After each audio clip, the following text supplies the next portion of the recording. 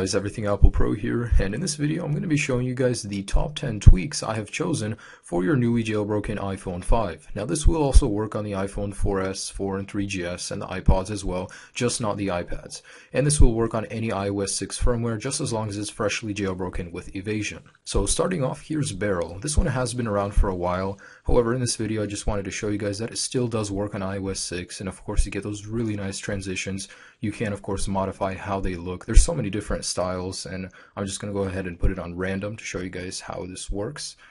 And as you guys can see, you get a different animation every single time. It works very smoothly. Not once has it put my iPhone into safe mode, so I can say this does work great on iOS 6 even though it hasn't been officially updated. Here's Infinidock. It has been updated to work with the iPhone 5 and iOS 6. Basically it allows you to put up to 10 icons down below into the lower dock, and it works very smoothly, works perfectly, have not seen a single problem yet. So here's KillBackground. It's a really neat one, very small, absolutely free. It adds a little skull to the bottom left or right of your multitasking bar, and when you click it, it erases all of the apps at once. It's a very neat little thing. I mean, I don't even know why Apple didn't implement it in iOS themselves. In the settings, you can basically move it from left to right and adjust some other settings. Really cool tweak. I recommend you do get this. Here's another free one called Swipe Selection. It basically allows you to easily edit, move your cursor, and select text using your keypad just by swiping like this. Now, Apple's method for doing this is a lot harder. It's not as accurate, and I found this one very natural,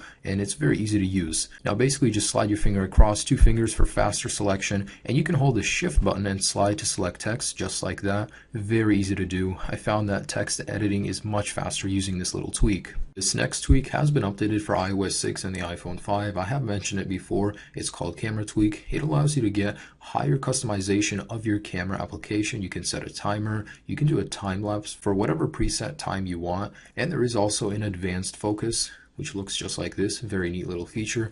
Now, if you go over to video, which is my favorite part of this tweak, you now have customization over the video options, which is really neat. You can select the frame rate. You can even go down to 24 and have it more of a film look. There is also the advanced focus like we saw in the camera as well. And you can select your resolution just by doing that right there. And you can add a 4:3 aspect ratio. You can add different ones as well, like 16:9 just by scrolling.